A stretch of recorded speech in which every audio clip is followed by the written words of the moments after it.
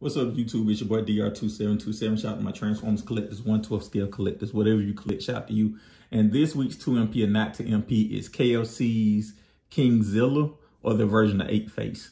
And for those who don't know, we do this every week, at least for the year 2021. We talk about the pros, the cons, what I don't like, what I like about the figure, and we basically give it a final verdict: is it MP or not? And as always, we start with what I don't like about it. So whenever we're talking about headmasters, target masters, the first thing I'm not going to like about it is the headmaster or the target master. And this is no different. I think that the headmaster, I like the sculpt of both of them, but I think we need better transformations. When you take this out, this is the legs. So basically he's wearing a face on his legs and a face on his back. And that's, you know, for this figure cost, I think it cost $150 when it came out. They need to do better than that. X-transbots, KFC, one of the things they do very better than anybody else is they give you accessories. They give you a boatload of accessories.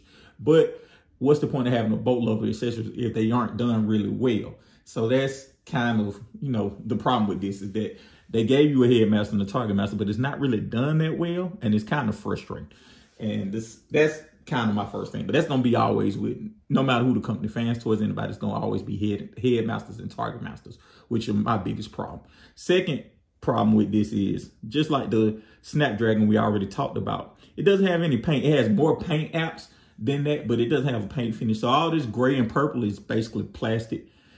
I mean, you get the black is plastic. You get accents, which is cool, and I won't ding them for that, but I think that to make this thing really stand out, they should have given it a paint finish, because it has the scale, it has the articulation, but without that paint, it just feels less. Now, I think that this is from a generation where they didn't fully paint figures, anybody, fans, toys, or whatever, so I'm going to be a little more lenient on that, but I think that if they were to redo this figure how they do it nowadays, where they fully paint it, I wouldn't upgrade, but I think it'd be a knockout. So that's the second thing I don't like. The third thing I don't like about it is this backpack is large and in charge. It's in your face. And I think that it's more purposeful than their Snapdragon, but it's still too big. I wish they would find a better way to engineer some of this stuff, or at least engineer the back, because it seems like they throw everything at the front to make it look tune accurate, but they leave a lot in the back to be desired. And I think that for x-transbots, one of the best things about them and the worst thing about them is that they strive for tune accuracy. Me personally, I don't need it to be tune accurate. I need to be tune inspired, to know it is from the tune, but to be more mature, more heroic, or more villainous, just more superhero-ish. And I think that Fans Toys does a really good job of that. I actually think Unique Toys does a good job of that too. I say about their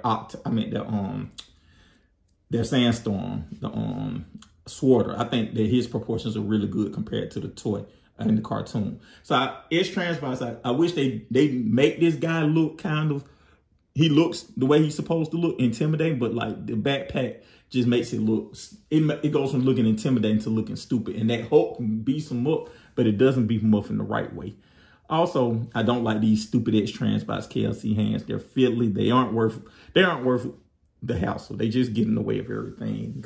I don't like, so in their snap, they made a lot of, it seemed like rushed in some ways. Like the build quality is good, but the fit and finish of this thing isn't good.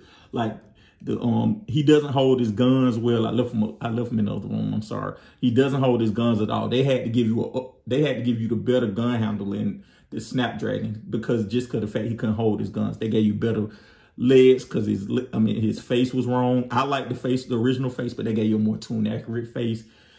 They gave you a longer peg for the shield, which I put in. So it's certain things they gave you, but you shouldn't have to buy a second figure to fix the first figure. Like, I always have a problem with that. So that's pretty much the length and breadth of what I don't like about it. What I do like about it is always with x-transbots, the accessories are top of the line. You get a flight stand. This is a flying figure. You get, you know, the headmaster, you get blast effects. I think this is the first one that they actually did blast effects. I think this is the first time we actually saw blast effects in Transformers community. I love the gorilla mode. I think the gorilla mode is arguably perfect. I like the bot mode. I think the bot mode is good. I like the paint accents. I think they need more paint accents, but what they did add accents, I think is really well done. I am torn about this guy, because I think this guy straddles the fence of being an MP or not an MP. I think that I will say this, he's built really well. He's better than their Snapdragon. Like, I was just transforming this guy to get him back into, put him in a box. I think that this is one of the figures that everything has a place and every place has a thing for the most part. Even though this is even though the backpack is big, it tabs in, things tab in all modes, in all 3 modes, everything's tabs in. I get good articulation with it. I don't get the air crunch, but I got really good articulation. So I'm going to say I'm feeling real good, honestly. I'm feeling good today. I think I'm going to say that this is an MP. Is it flawed? Yes. Does it need certain things? Yes. And I think Chilla Concarne asked me this. Does everything I judge as an MP mean that it's a Hall of Fame figure? This is an MP, but it's not a Hall of Fame figure. It's a really good figure. It's a good figure. It's one of the people, if you look at it in terms of sports, you'll look at it and be like, this person had a really good career. Not necessarily a Hall of Fame. They can get debatable. It's this Hall of Fame, but they're not really a Hall of Fame. This figure is an MP, but it's not a Hall of Fame MP. It's right on that borderline. And catch me tomorrow, I may say it's not an MP. I think it's good enough. I think it's the bare minimum for what an MP should be. Thank you guys for watching.